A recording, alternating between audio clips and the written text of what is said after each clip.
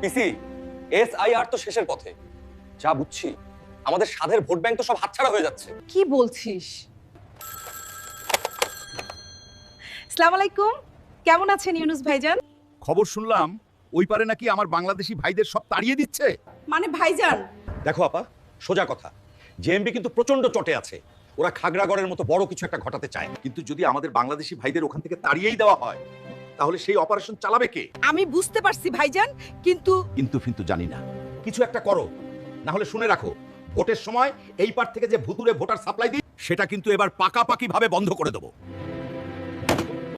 দেশের ইতিহাসে প্রথমবার সুপ্রিম কোর্টে সওয়াল করবেন কোন মুখ্যমন্ত্রী। আদালতে এসআইআর কে চ্যালেঞ্জ করবেন খোদ মুখ্যমন্ত্রী মমতা বন্দ্যোপাধ্যায়। পিসি, তুমি তো কামাল করে দিয়েছো।